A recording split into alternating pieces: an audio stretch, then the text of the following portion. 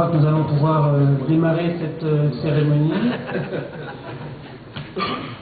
Messieurs les ambassadeurs, monsieur le consul, messieurs les professeurs, monsieur le recteur, mesdames et messieurs les participants venus de toute la francophonie, nous avons le plaisir de vous accueillir aujourd'hui donc au colloque E3D, et je dois dire avec soulagement, parce que après ces quelques semaines passées à préparer cette manifestation, nous sommes heureux qu'elle commence enfin.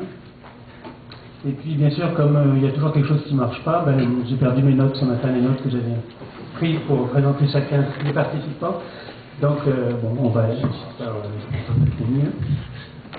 Donc je voudrais tout d'abord remercier le ministre, M. Annie Helal, qui a accepté de patronner cette manifestation. Monsieur le ministre Annie Helal, donc ministre de l'Enseignement supérieur et de la Recherche, est un ami de longue date de l'université Senghor. Il est président de cette université depuis 4 ou 5 ans.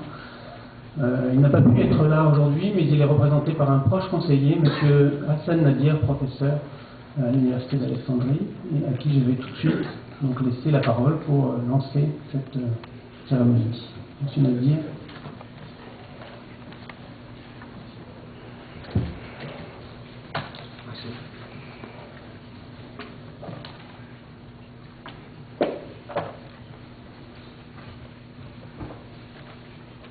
Mesdames et Messieurs, j'ai l'honneur de vous adresser aujourd'hui à la place de son Excellence ministre Annie Helal, qui a voulu bien être parmi nous à cette occasion, mais malheureusement n'a pas pu à cause d'autres engagements auxquels. Si vous me permettez, je vais lire son mot. Mesdames et Messieurs, je suis particulièrement heureux en tant que ministre de l'Enseignement supérieur et d'État pour la recherche scientifique d'inaugurer le colloque E3D, manifestation scientifique tout à fait importante pour l'université Senghor, pour la francophonie et pour l'Égypte aussi.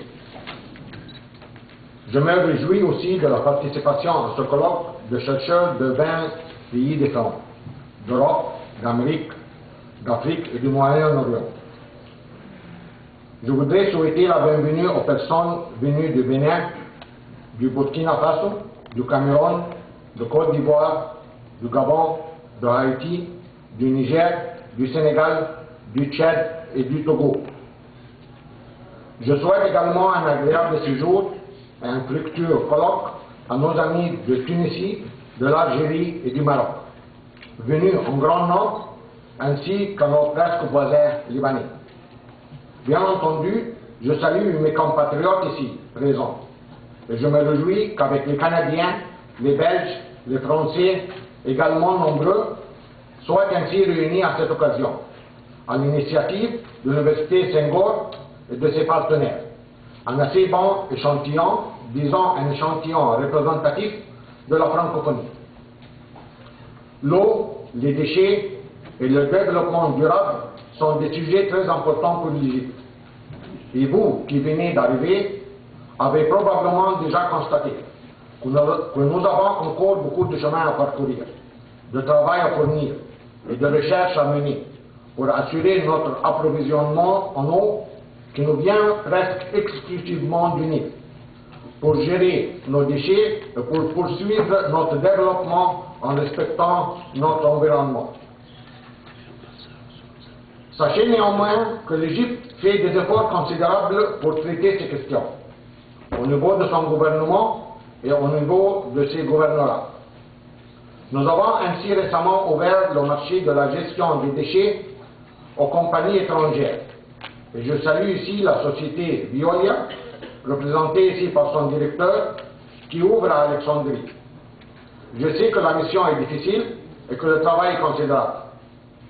D'autres compagnies étrangères, en partenariat avec des compagnies égyptiennes, participent également à cet effort immense, au Caire et dans d'autres villes et gouvernorats d'Égypte, qui visent à rendre notre environnement plus propre et plus sain.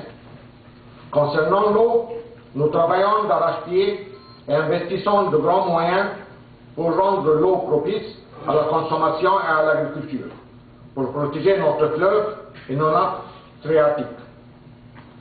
Mais vous savez que nos difficultés sont grandes et tant que ministre d'enseignement supérieur et d'État pour la recherche scientifique, et tant que professeur d'université scientifique de formation, je crois au pouvoir et au rôle de la science et de la recherche, et je m'évertue dans la position où je suis à donner à nos universités, à nos professeurs, à nos chercheurs et à nos étudiants des conditions de travail et d'études meilleures qui leur permettront de nous aider à résoudre les défis que nous faisons face et que nous devons relever.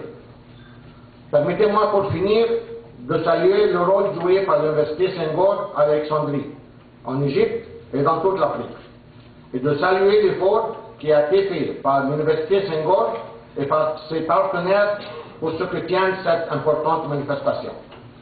Je m'adresse tout particulièrement au recteur de l'université, le professeur Albert Lourdes, pour l'encourager à continuer dans la voie entreprise et inviter à continuer à faire rayonner l'Université Senghor comme rayonna le phare d'Alexandrie. Je m'adresse aussi à son prédécesseur, le professeur Fernand Texier, ici présent, à qui l'Université Senghor doit également beaucoup. Je m'adresse aux responsables français et tunisiens, co-organisateurs de cette manifestation, et tous ceux, partenaires et collaborateurs, qui ont apporté leur soutien. À tout cela, je souhaite plein succès. Je m'adresse enfin à vous tous, ici présents, pour vous souhaiter un excellent séjour en Égypte, un excellent séjour à Alexandrie, un excellent séjour dans ce lieu de mémoire et d'avenir, une excellente rencontre scientifique. Encore une fois, bienvenue et bon travail. Je vous remercie de votre attention.